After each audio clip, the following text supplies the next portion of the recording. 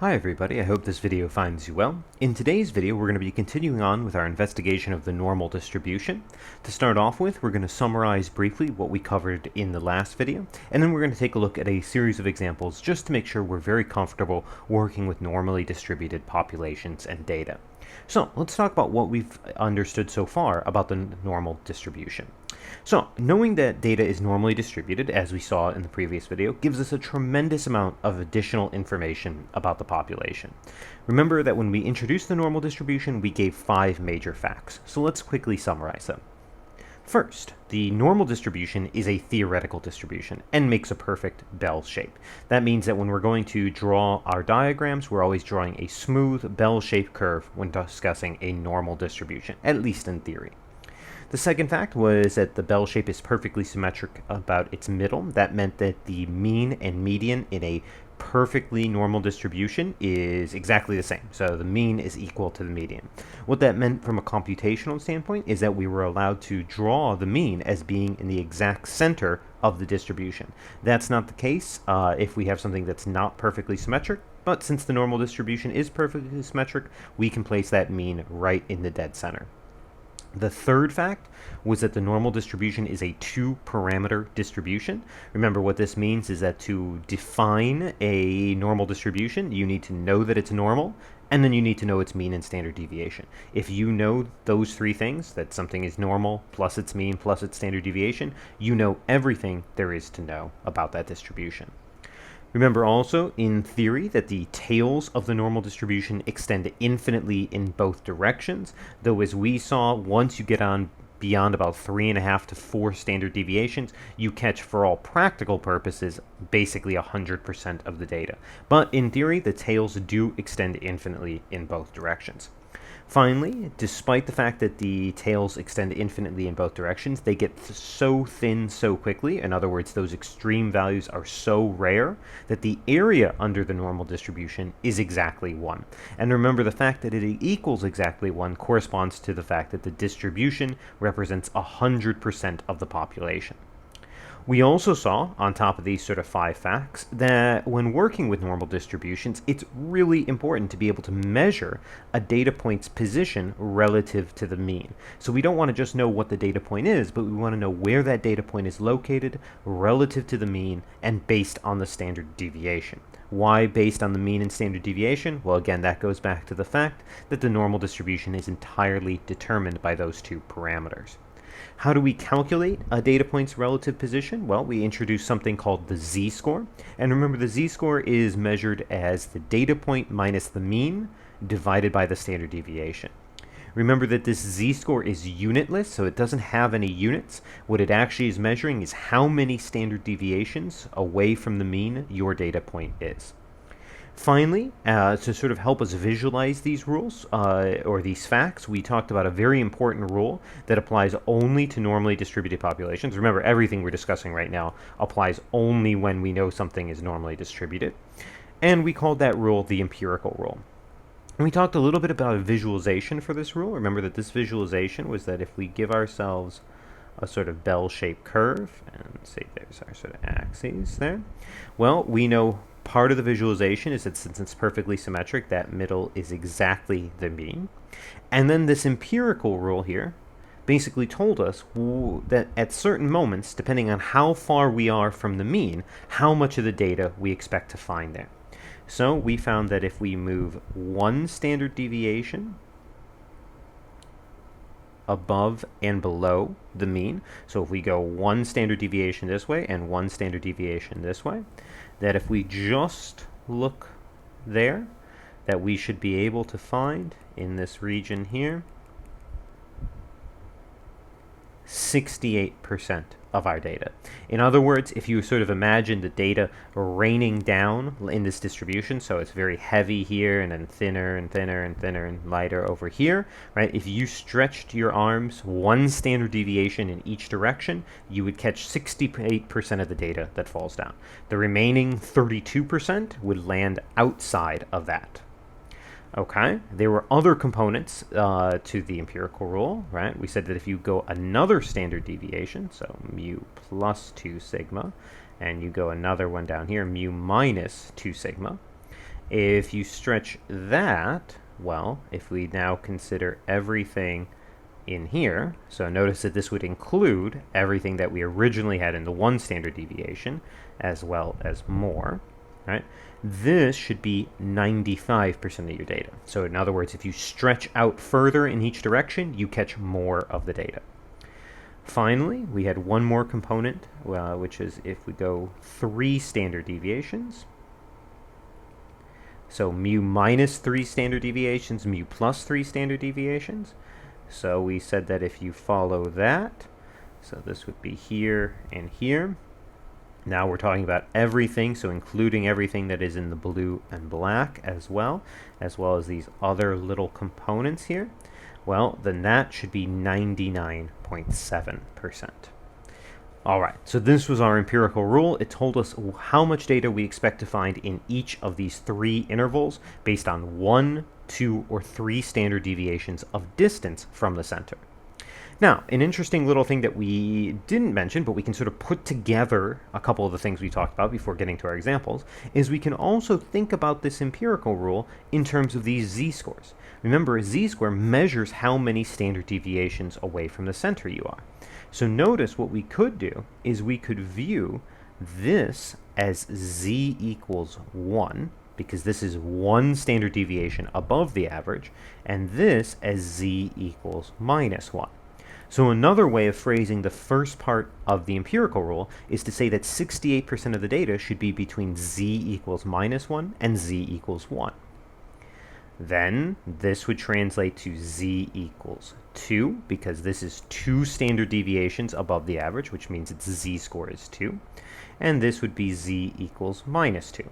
So we could rephrase this as saying that 95% of the data should be between z equals minus 2 and z equals 2. Finally, this last one, we could view this as, there we go, as z equals 3, and this one as z equals minus 3, because this is 3 standard deviations above the average, so its z-score would be 3, and this guy is 3 standard deviations below the average, so his z-score would be negative 3.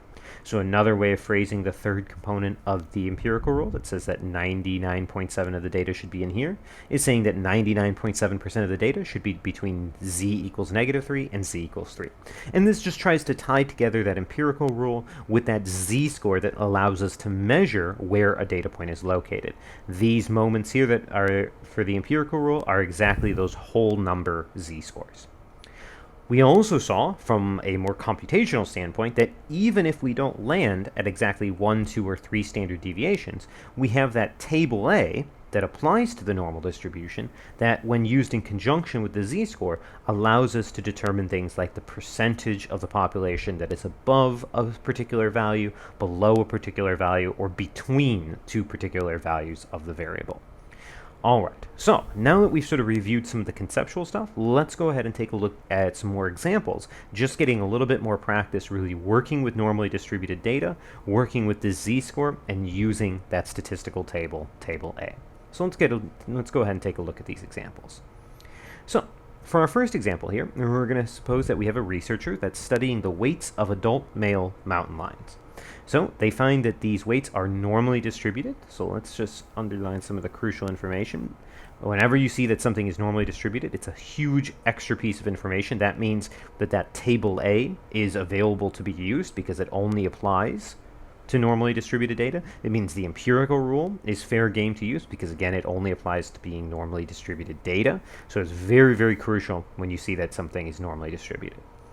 Notice it also tells us that the mean is 171 and the standard deviation is 24 pounds. So we have all the information we need. Normally distributed, a mean, and a standard deviation. All right, let's try each of these questions in turn here. So for part A, it says, according to the empirical rule, between what 2 weights should 95% of the adult male mountain lions land?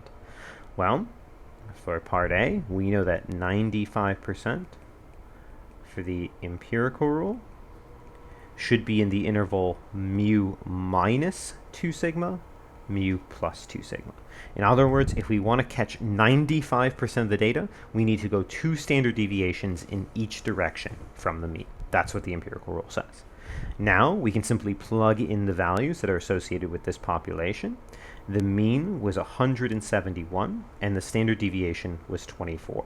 So let's go ahead and plug that in. 171 plus 2 times 24. Keep in mind, order of operations would mean that we would need to do these multiplications first. So we'd get 171 minus 48 and 171 plus 48. And if we go ahead and actually do that arithmetic, again, calculator is totally fine to use there. 171 minus 48 gives us a low end of 123, and 171 plus 48 gives us a high end of 219. We can write out a quick sentence to explain what that means. We would say 95% of adult male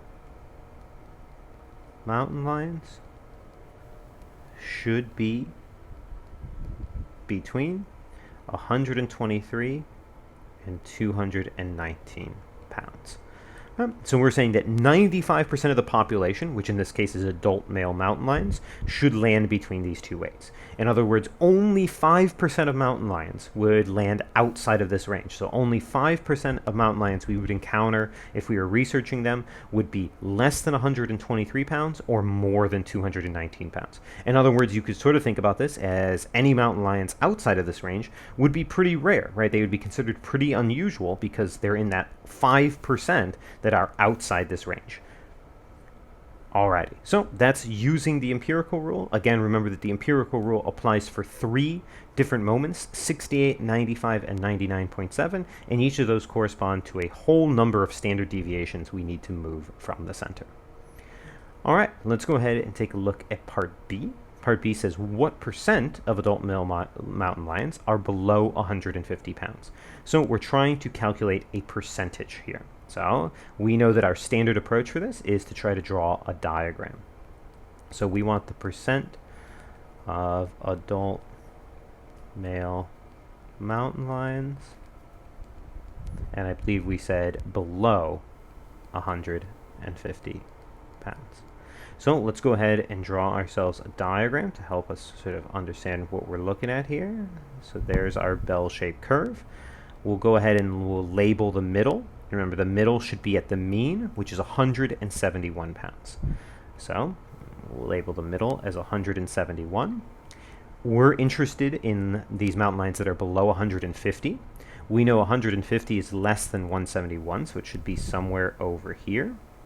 Again, doesn't really matter exactly where we put it. We're just trying to get a rough sketch. So there's 150. And remember, we're saying that we want the percentage of adult male mountain lions that are below 150. So to be below, you have to even be further to the left. So the area we're interested in is this stuff over here.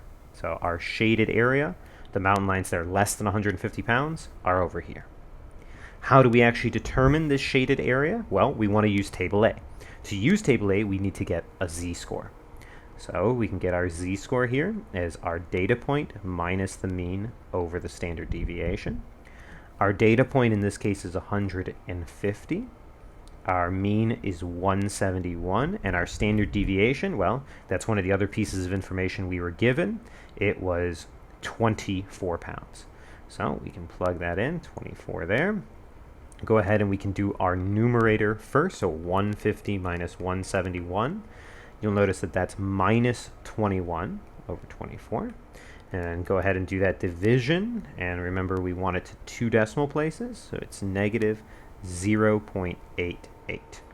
So notice that this is a negative z-score because 150 is below average. We're saying that a mountain lion that is exactly 150 pounds is about negative 0.88, so a little less than 1 full standard deviation below average in terms of weight. All right, what can we do with this now? Well, we can now go ahead and use our Table A. So remember, this is not saying that these are equal. I mean, this is a z-score, and after we use Table A, we'll be able to translate it into a proportion or an area. So let's make sure that we indicate that using an arrow here. Let's go ahead and use Table A, right? We have a negative 0.88, so we have Table A at the end here. So remember that to use Table A, we find the first part, negative 0.8 there. Then the second part, 0.08, so negative 0.88. We intersect those, so here and here, and we find this area, 0.1894. All right, let's go ahead and record that. So 0.1894. Okay, what does this area or this proportion represent? Well, remember that table A always tells us the area to the left. So if we want to put that onto our diagram, we would say that the area this way is 0.1894. Does that match up with what we wanted? Well, we wanted the stuff to the left, and we found the stuff to the left. So this is our answer. Now, of course, this is written as a decimal or as a proportion. We want it as a percentage, so we can just translate that, and we can say that 18.94% of the adult male mountain lions are below 150 pounds. So we're saying that a little less than 20% of all adult male mountain lions are less than 150 pounds. Okay, so this was relatively straightforward. To find a percentage based on the normal distribution, we calculate the z-score, we look it up on the table, and then we just make sure from our diagram that this lines up with the area we were actually interested in. Remember, sometimes we need to make some modifications depending on what we find on table A, like if we wanted the area this way, and we'll see some examples of that in just a few moments. All right, let's go ahead and give ourselves another page and continue on. So for part C, we want the percent of adult male mountain lions that are above 265 pounds. So let's go ahead and do that. So I guess this will be part C here. So we want percent of adult male, we'll start abbreviating, mountain lion above 265 pounds. So let's go ahead and start with our diagram. Our middle, I believe, was 171.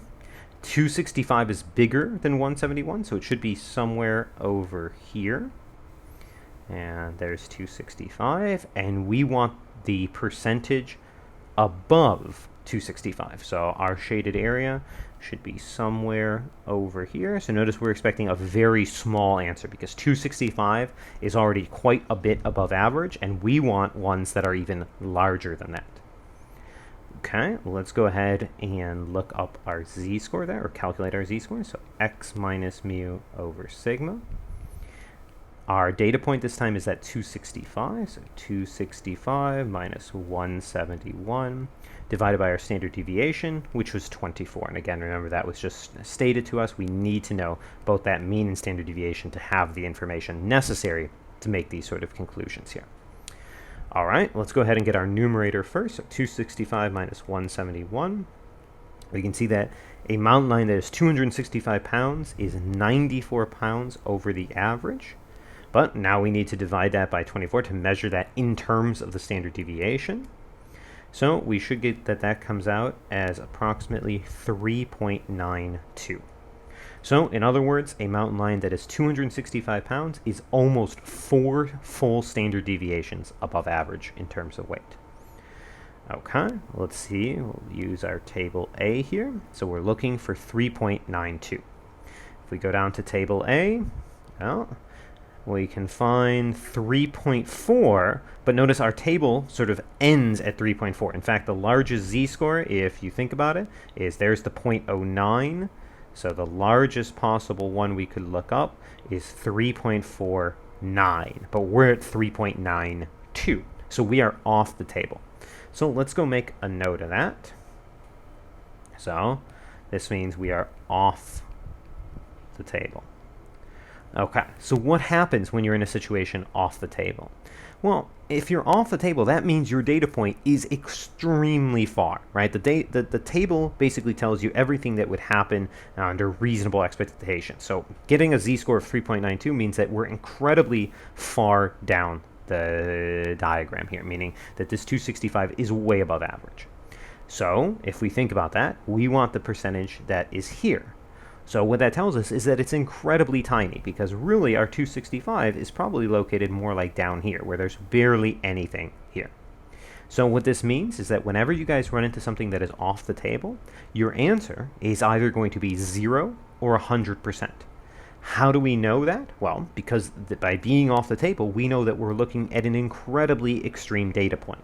And we know that the ends of the normal distribution are incredibly rare. So for our practice, for our purposes, when we are off the table, we view that as either 0 or 100%.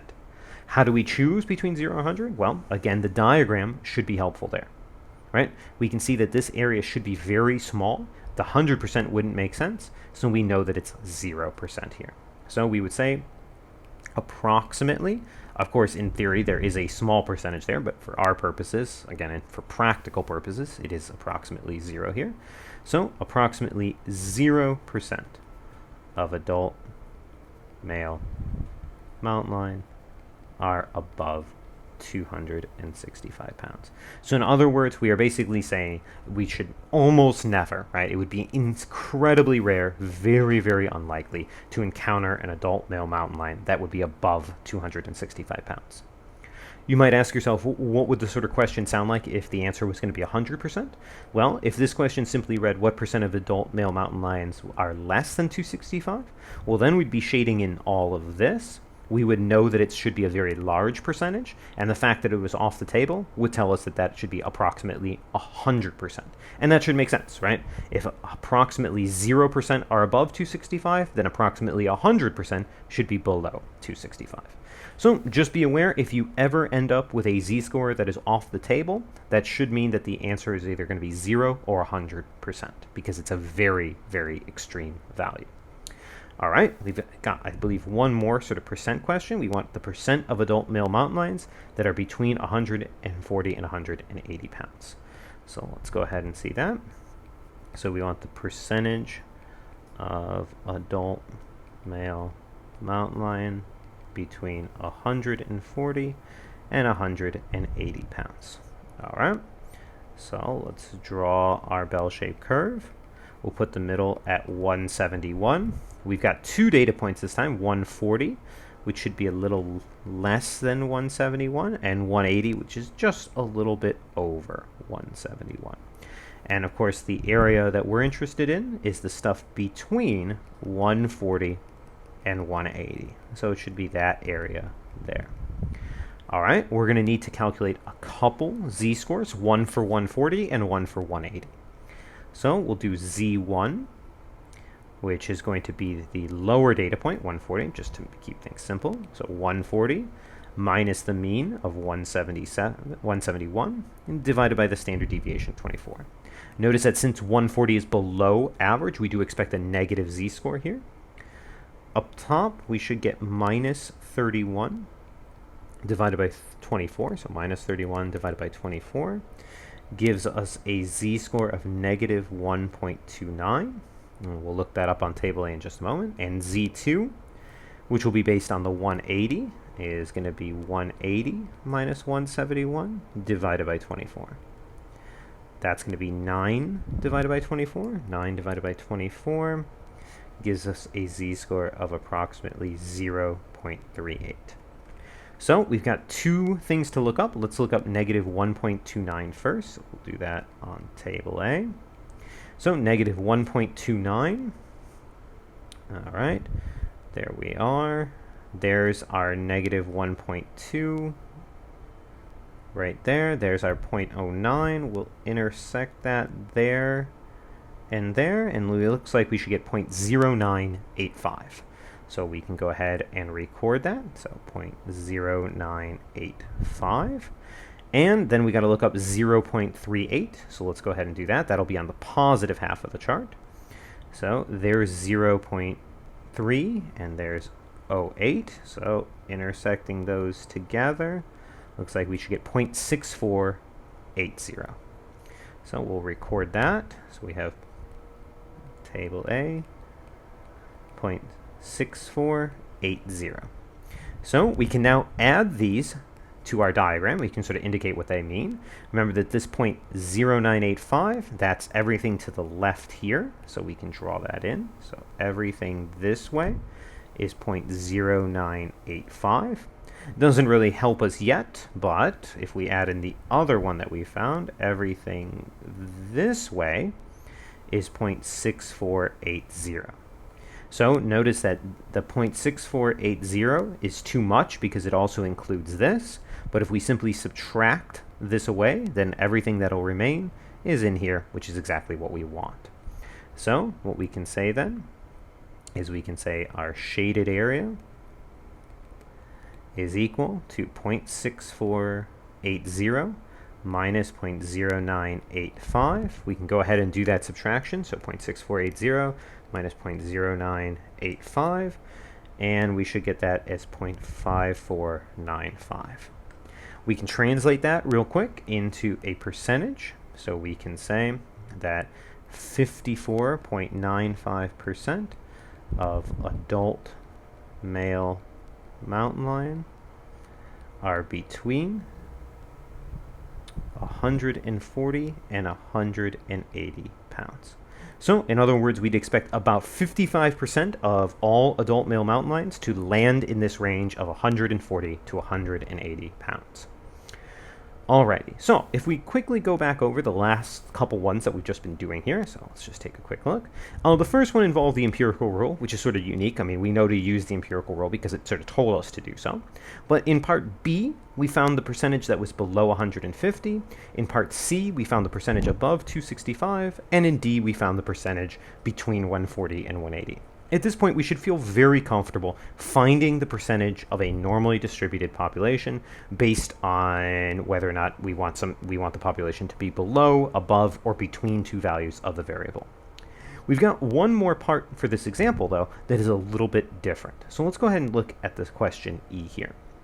So part E says that the researcher encounters an adult male mountain lion that is at the 91st percentile in terms of weight. And the question asks us, how much does this mountain lion weigh? So why is this different? Well, from just purely sort of how the question is phrased, notice in B, C, and D, we're asked what percent. So we just simply, as our sort of logic was, calculate the z-score, look the z-score up on table A, translate it into a percentage. But in part E, we know the percentage, 91st percentile. And we're being asked how much the mountain lion weighs. So this right here is going to be a little bit different. This we're going to call the sort of reverse process. Why is this going to be the reverse process? Well, because we already have the percentage, and we have to work our way back to the variable. In these, we had the variable, and we work to the percentage. So I would say these three all represent sort of the normal direction, the standard direction, and this is going to be the reverse. So let's go ahead and see how we can approach this. So I think, we've got enough room here. So let's go ahead and do part E right here. So we have an adult male mountain lion at 91st percentile, and we want to know how much does it weigh. So let's start still with a diagram. So we still know we have this normally distributed population, and we know that the middle is 171. Now, we don't know how much this mountain lion weighs. That's what we're trying to figure out. But we do know that it's at the 91st percentile. If you think about being at the 91st percentile, that means it is heavier than 91% of other mountain lions. So that means it must be above the average. It must be somewhere over here. Now, we don't know its weight, so we'll call it X, but we do know something else. We know that this percentage, remember the area under the curve always represents the percentage. That area has to be 0.91, because that's what it means to be at the 91st percentile. In other words, 91% of the population is lower in weight than this adult male mountain lion. Okay, so remember we said that this should be sort of the reverse process. So what we're going to try to do is we're going to try to locate 0.91, not as a z-score, but as an area inside the table. So what we're going to do is we're going to look for 0.91 inside table A. So let's go ahead and do that. So we're looking for the closest thing to 0.91 inside of table A. So if we go to table A, all right, there we go. We're not going to find it on the negative side. We know that they're above average, so it's going to be somewhere over here. We're not looking for like 0.91 like that. That would be a z-score, but 0.91 is an area, so we're looking for it inside the table. So notice you can start seeing things like 0.85, 0.87, 0.88. There's 0.89, 0.89, 0.90, 0.90, 0.90, 0.91. So notice the two closest ones would be here and here. This is 0.9099. This is 0.9115. The closest one to 0.91, which would be located somewhere in between, is this guy right here, 0.9099. So we want to use this. Notice we normally go from the outside of the table in, but this time we can go from the inside out. So if we follow this over here, we'll see that the z should be 1.304. So that 0.91 is closest to 0.9099, and that 0.9099 corresponds to a z-score of 1.34. So let's record that. So if we do that, closest was 0.9099, which corresponded to z being 1.34. So in other words, what we just figured out is that for this mountain line to be at the 91st percentile, it has to have a z-score of 1.34. In other words, it has to be 1.34 standard deviations above the average. So now we can set up our z-score formula, z equals x minus mu over sigma, and let's plug in everything we know. So we know that the z-score should be 1.34. We're trying to figure out their value or their variable. We know the mean is still 171, and we know the standard deviation is 24. Notice that this gives us an equation that we can solve for x. The first step is we should multiply both sides by 24. So 1.34 times 24 is x minus 171. If we bring that over there on our calculator, 1.34 times 24 gives us 32.16 equals x minus 171. Then we can add 171 on both sides, get rid of it here, and add it over there. So if we do that, we should get 203.16 is equal to x. So what is this 203.16? Well, that is its actual weight.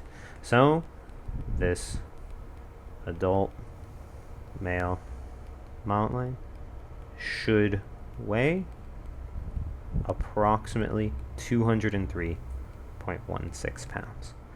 So does this make sense? Well, 203 is definitely above 171, so it makes sense that it's above average, and it is pretty far above average considering that the standard deviation is only 24 pounds, so it is more than a full standard deviation above average. In fact, we know that it's 1.34 standard deviations above average. So hopefully in this example, you can see why I often reference this as the reverse process. If we go back and look at D, which is much sort of more standard, we sort of drew in our diagram, labeled the variables, got the z-scores, went to table A, got the percentage. Here, it is the exact reverse of that. We were given the percentage, so we located the percentage inside the table A. We went out to the edges of the table to get the z-score. We plugged the z-score into the formula, and then we solved for the actual value of the variable here. Okay. At this point, we've actually seen an example of everything we sort of need to do with a normally distributed population. So let's go ahead and take a look at another example to make sure we're comfortable with all these pieces here. All right. So we'll switch our population a little bit, and this will also reinforce to you guys that what's important from a computational standpoint is that it's normally distributed. It doesn't matter if we're talking about the heights of adult males or the weights of mountain lions, or in this case, the lifespan of light bulbs. If we know that something is normally distributed, we can use this approach that we've developed so far. So we're going to suppose that a researcher is studying the lifespan of a brand of light bulbs. They find that the lifespans are approximately normally distributed, so we have that it's normally distributed. We know that the average lifespan is 1,380 hours and has a standard deviation of 185 hours. So notice again, normally distributed, huge that we know that, and then once we know that, if we know the mean and standard deviation, we know everything there is to know. Okay, for part A, we'd like to say, according to the empirical rule, between what two lifespans should 99.7% of the brand's light bulbs land? So, again, should be pretty straightforward. We know when to use the empirical rule because it says so. Empirical rule, 99.7%. We know that that happens for mu minus 3 sigma, mu plus 3 sigma. So to catch 99.7% of the data, so almost all the data, we need to go 3 standard deviations in each direction. Let's go ahead and plug in our values then. 1,380 for the mean, minus 3 times 185, 1,380 plus 3 times 185. We'll do those multiplications first. 3 times 185 gives us 555, so 1,380 minus 555, 1,380 plus 555. And then we'll go ahead and do the subtraction and the addition. Remember, always make sure that your low end is on the left, so 825. And then with the addition, we should get 1935. So we would say that 99.7% of these light bulbs last between 825 and 1,935 hours. Okay, so in other words, we would be really shocked to find a light bulb that only lasted, say, 700 hours or one that managed to last like 2,000 hours, because 99.7% of the light bulbs should land in this range. All right, let's go ahead and look at B. B should again be back to pretty normal because we're asked for the percentage, so we're going to sort of do it as the normal table A z-score approach. So let's draw ourselves a bell-shaped curve. We'll put the middle at the mean, which is 1380. We are interested in the percent that lasts longer than 500 hours. 500 is probably somewhere way down here, and last longer than 500. So longer than 500 would be all this stuff. So if we were shading this in, we'd have all this stuff over here. Notice that means that when we look for our answer, we're expecting a large answer. It's certainly got to be over 50% because we know this stuff here is 50%. So it's got to be way more than 50%. All right, let's calculate our z-score. Our z-score should be a negative. It should be a pretty large negative because 500 seems pretty small compared to 1380. So 500 minus 1380 divided by the standard deviation, which I believe was 185. Okay. Let's go ahead and do that subtraction. So 500 minus 1380 gives us up top negative 880 over 185. If we do that as a z-score, it looks like we should get approximately negative 4.76. So for a light bulb for this brand to only last 500 hours would mean that it's almost 5 standard deviations below average in terms of lifespan. If we try to look that up on table A, let's see what happens. Well, if we go to the negative side, notice that the lowest negative value, just like the highest positive value, is negative 3.49. So we are off the table again. So in this case, we would say this is off the table. So that means, again, if we were drawing our diagram with a bit more accuracy, 500 should probably be somewhere more over like here, and we'd be shading in all of this stuff. It's way down there because it's negative 4.76, so it's way, way down over here. Maybe this is where 500 should be really located. What does that tell us, though? Well, like we said, anytime we end up off the table, we're expecting an answer of either 0 or 100%. We said it had to be a really large percentage, so we would say approximately 100% of this brand's light bulbs last longer than 500 hours. So we are saying that basically 100% of this brand's light bulbs last longer than 500 hours. So notice what that could mean from like a marketing standpoint is that you could be very safe in saying will last longer than a 500 hours, because basically every light bulb that they produce, according to this analysis, should last longer than 500 hours. Now, could you come up with a nicer number? Maybe 500 is too low, but, well, perhaps. And we'll investigate how to do that, how to make sort of a range of predictions later on as we go further in the class. But certainly, from just a very practical standpoint, notice that this analysis, because it is approximately 100%, would make this company feel very confident in saying 100%, they could put on the box, our light bulbs last longer than 500 hours. In fact, they probably last a lot longer, but it would definitely be safe. Nobody would sort of see that and then criticize it. All right, we've got some other ones. For part C, we want to know what percent of this brand's light bulbs last less than 1,000 hours. So once again, we're trying to do a percent, so we can do our normal direction here. Let's give ourselves another page now. So for part C here, we'll start with our bell-shaped curve. Middle should be at that 1380, which was the average. Yep. And then we want to see the percent that lasts less than 1,000. So 1,000, of course, is less than 1380. So the 1,000 should be probably somewhere over here. And we want less than 1,000, so we'll be shading in this stuff over here to the left. Okay, let's go ahead and find the z-score. We expect another negative z-score because 1,000 is less than the average. So 1,000 minus 1380, standard deviation, I believe, was 185. Let's just go check that again. Yep, 185. So let's go ahead and do that. 1,000 minus 1380. That gives us negative 380 up top, divided by 185. If we do that, we should get that that is approximately negative 2.05. So, in other words, a light bulb that only lasts 1,000 hours is basically about 2 standard deviations below the average. All right, let's look this up on table A then. So we can go ahead and find our negative z-score there, negative 2.0, there we are, and then 0.5, there we are. So let's put those together, and we should find 0.0202. So let's record that. So we should find 0.0202. Remember, table A always tells you what's to the left. So this stuff this way is 0.0202.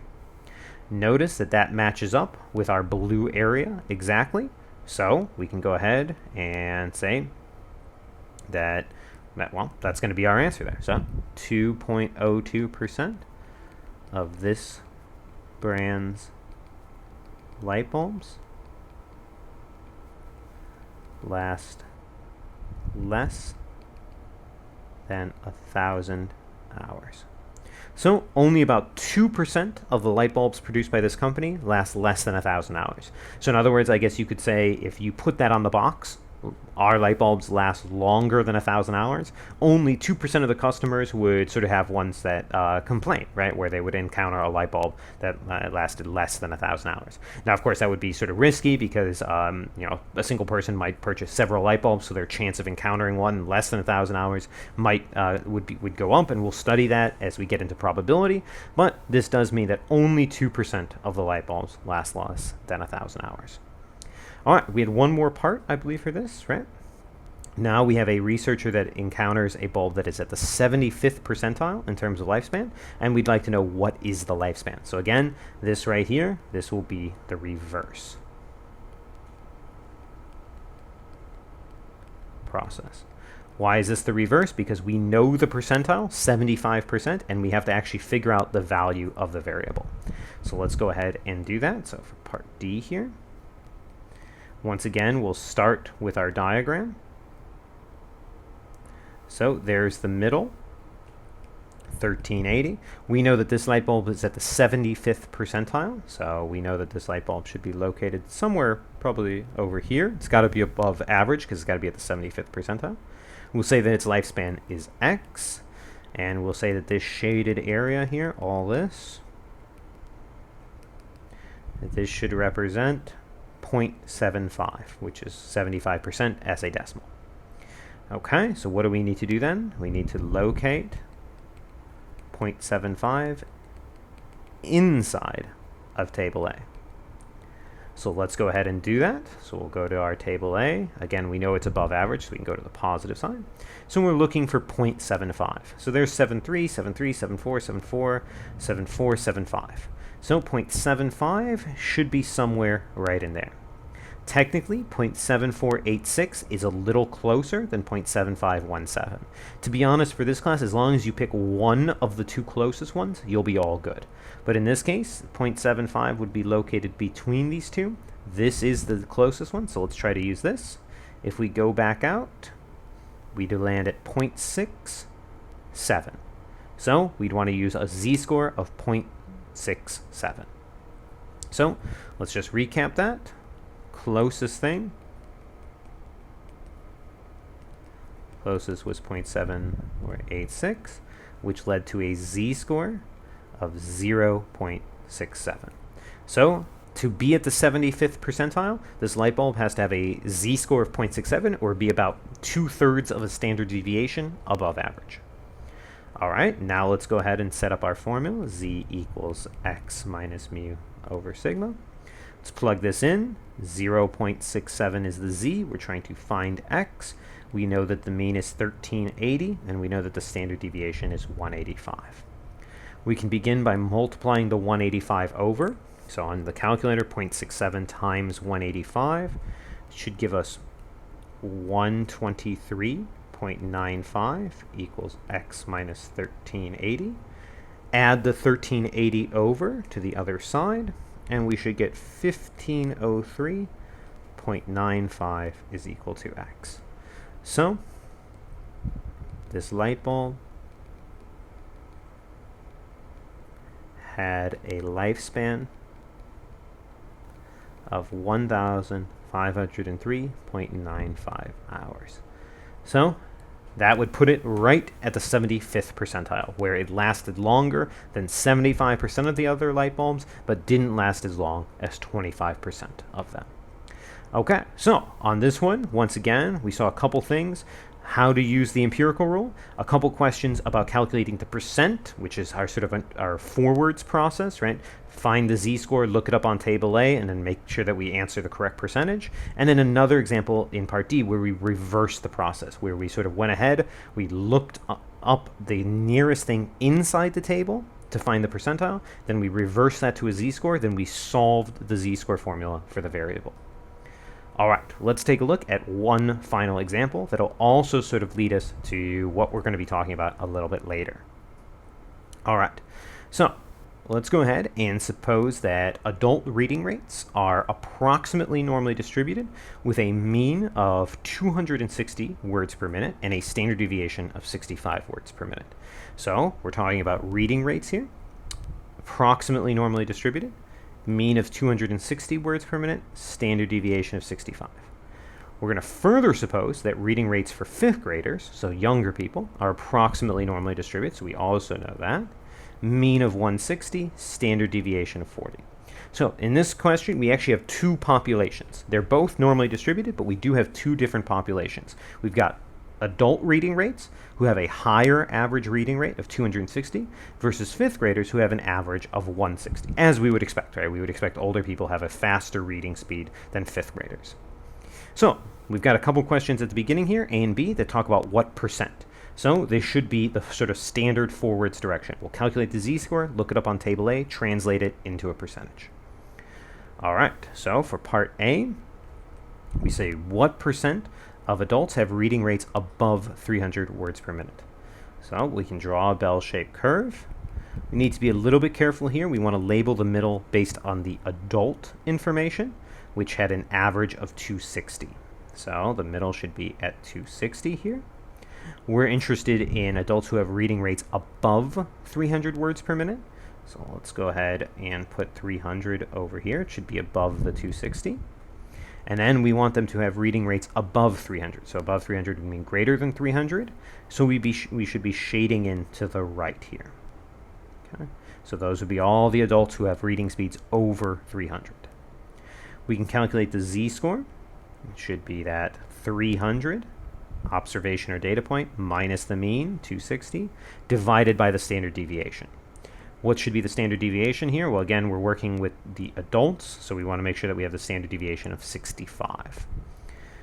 So that would be 40 over 65, and if we go ahead and do that division, 40 divided by 65, we should get that that comes out as approximately 0.62. All right, let's go ahead and look that up on table A.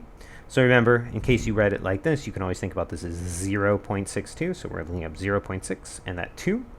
So let's go ahead and look that up.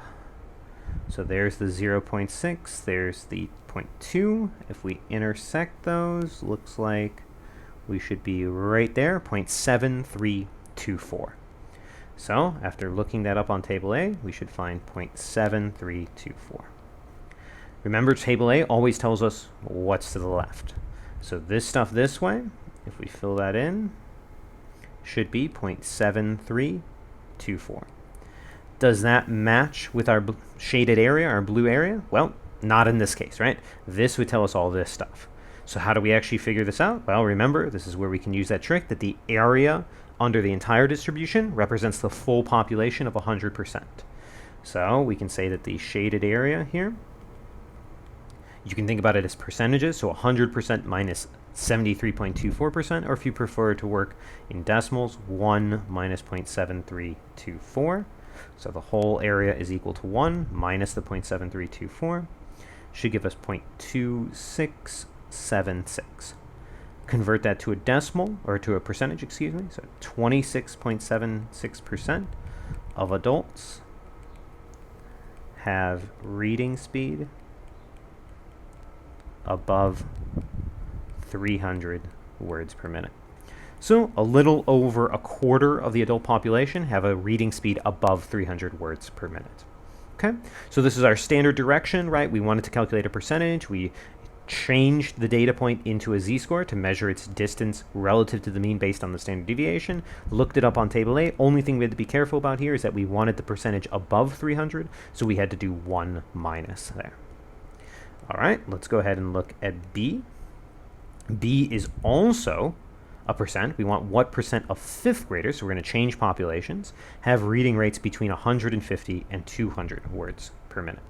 So still normally distributed, so we can still go ahead and draw a bell-shaped curve. The middle, though, is going to be at 160 because that is the average for fifth graders. We're looking at 150, which should just be a pinch below. So there's 150, and 200, which should be a little bit above. And we're interested in the percentage between. So we're trying to figure out the area shaded between here. So as we're sort of used to, we'll need to calculate two z-scores here. So z1, which will be for the lower one, it will be 150 minus 160 divided by. Might be tempted to use the 65, but remember that's the standard deviation for the adult population. The standard deviation for the fifth graders is only 40 words per minute. So the fifth grader population has less deviation amongst it. So we got to divide by 40. That should be negative 10 divided by 40, which should give us negative 0.25. Let's go ahead and calculate the other z-score before we look these up on table A. So for z2, it should be 200 minus 160 divided by 40, which is 40 over 40, which is 1. Or if you prefer, it's 1.00. So we need to look up negative 0.25 and 1.00. So we'll do that. Table A, and this guy as well. Table A. All right, let's look up the negative one. So negative 0.25. So we'll zoom out a little bit. There's the negative 0.2. There's the 0.05, so it looks like we can go here and then here, and it looks like we get 0.4013. So we can go ahead and record that, 0.4013. And then the z-score of 1.00, let's go ahead and look that up over here. 1.00 looks like we should get 0.8413. So we'll go ahead and record that. So 0.8413. All right, let's go ahead and fill those on. Remember, table A always tells us what's to the left. So the stuff this way should be 0.4013. and the stuff this way should be 0.8413. To figure out the stuff in between, we'll take the larger one, which has too much, and we'll remove the smaller one, which will take out that extra portion and just leave us what's in between. So that tells us that our shaded area here, should be 0.8413 minus 0.4013, which sounds like 0.4400. Let's go ahead and translate that, though, into an actual percentage. So we can do that right here. And we can say that 44% of 5th graders have reading speeds between 150 and 200 words per minute.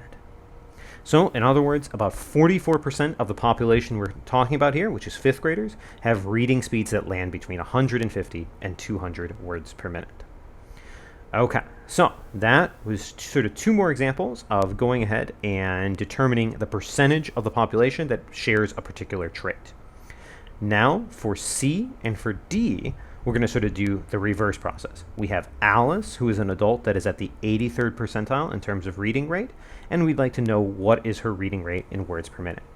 And then we have Bonnie, who's a 5th grader that is also at the 83rd percentile in terms of reading rate, and we want to know what her reading rate is in words per minute.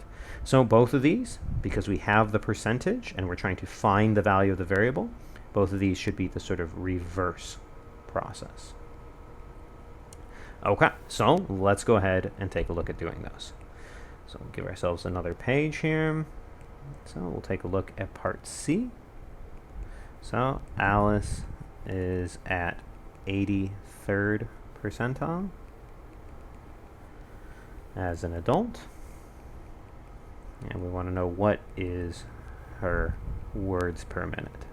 So let's draw our bell-shaped curve. We'll put the middle at the average for adults. Remember, the average for adults was the 260 words per minute. So we'll put the middle at 260. She is at the 83rd, so she's got to be above average. We'll put her there. And we can shade in that all this area, this has to be the 83% of the population that have reading speeds less than her. So 0.83. So remember, we want to try to locate 0.83 inside table A. So let's go ahead and do that. So we're looking for the closest thing to 0.83. I see some 0.82s, 0.8289, 0.8315. So it should be somewhere between here and here. Well, if we look at that, 0.28.9, 0.8315, yep, 0.83 should be right in between. Either one would be appropriate. This one technically is a little bit closer, so we'll use 0.8289. And if we go out, that's going to be 0.95. So what we just figured out there is closest was 0.8289, which went to a z equal 0.95. So to be at the 83rd percentile, Alice must be just barely under 1 standard deviation above the average. Now we can go ahead and set up our z-score formula, x minus mu over sigma. Her z-score is 0.95. We're trying to figure out her reading speed. The average for her population is 260. The standard deviation for her population was 65.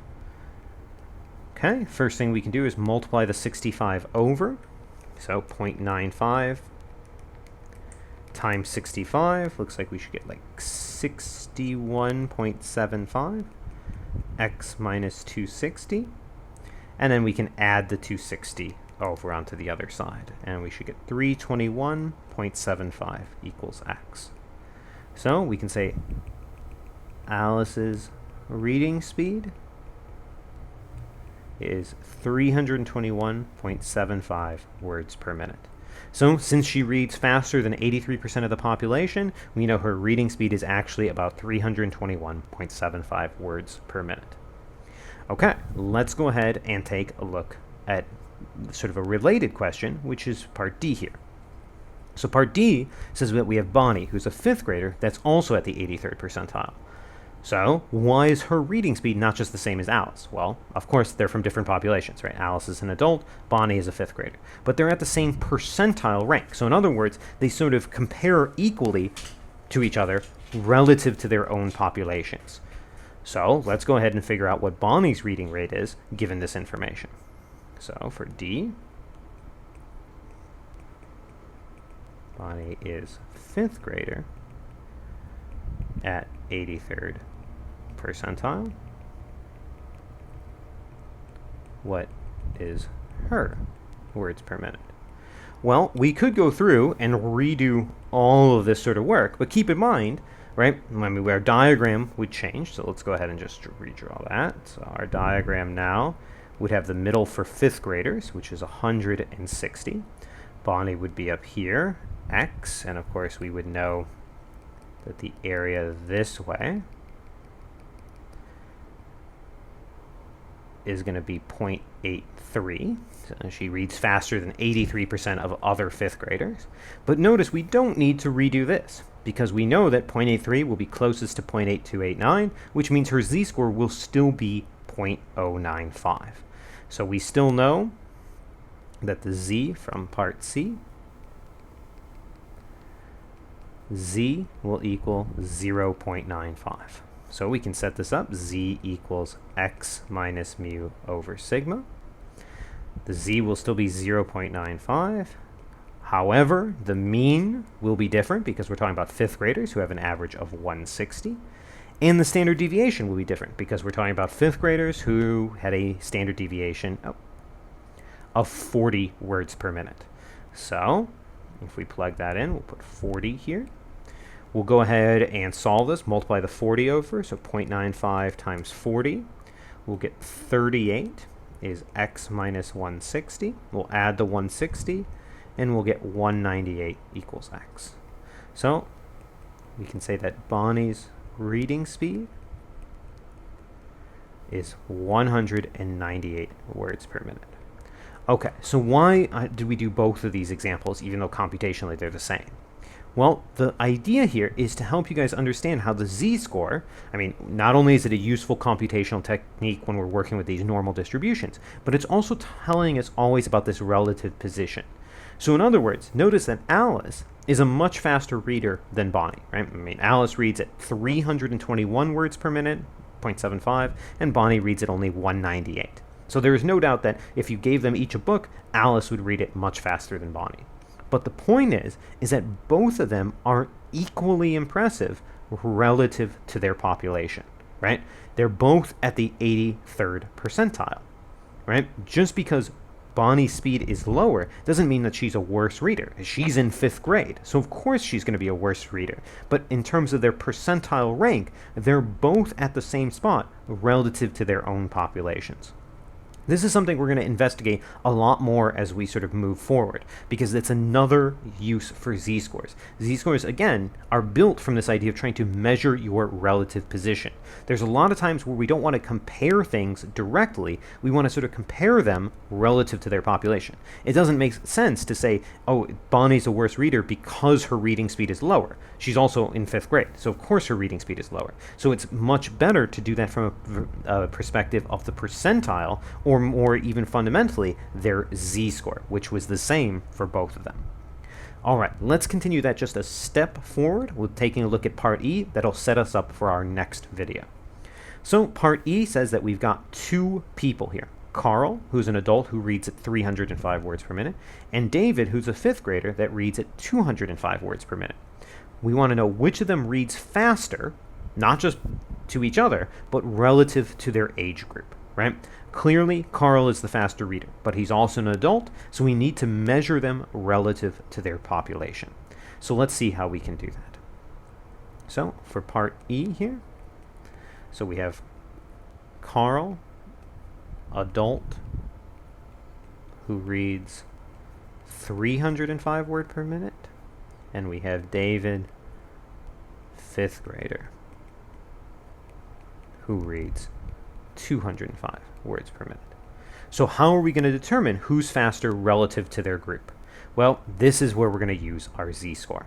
So let's calculate a z-score for Carl first. So it would be his reading speed, 305, versus his population average. Remember, he's an adult, so the population average should be the 260, and the standard deviation should be 65. So 305 minus 260 over 65. If we do that, notice that means he reads 45 words per minute faster than the average. But once we divide that by 65, we can see that that's about 0.69 standard deviations above average. So while Carl is definitely reading faster than the average for adults, he's less than a full standard deviation above average. What about for David? Well, for David, it would be 205 minus the average for his population, which is 160, divided by the standard deviation, which is 40. Notice that that means he's also 45 words per minute faster than on average. But remember, his population only has a standard deviation of 40. So 45 divided by 40, you'll notice that that comes out as about 1.13. So if we think about this, how does this actually tell us who reads faster relative to their group? Well, if you want, you can think about this as sort of a little number line. Okay? There's 0, which would mean the average, right? And there's, say, 1, and there's -1. So Carl, 0.69, right? He would be somewhere maybe right about there, right? Definitely above the average, but a little less than a full standard deviation. David, on the other hand, if we look at that, 1.13 would be somewhere over here. So, of course, the further above average you are in terms of reading speed, the faster reader you are. So these are faster, and these are slower. So what does this tell us? Well, while David's reading speed is only 205 words per minute versus 305 for Carl, he is the faster reader relative to his age because he's 1.13 standard deviations above the average that's typical for people like him. So if we sort of believe that maybe your reading ability stays constant throughout life, we would expect that by the time Dave is an adult, that he would be better, or faster at least, as a reader than Carl. So we can sort of see here that we could use the z-score to basically determine that David reads faster relative to his age group. Again, doesn't mean that he actually reads faster, right? Their actual speeds, 305 versus 205, we know that Carl reads faster, but we're saying relative to his age group. All right, this sort of shows us what we're going to be doing in our sort of next video. We're going to take a little bit of sort of a break from the normal distribution and just focus on the z-score as a measure of relative position, helping us get a better sense of making sort of decisions like this, saying who is better at something relative to their group. Not better just by their pure score, but relative to their group. So we'll take a look at that in our next video.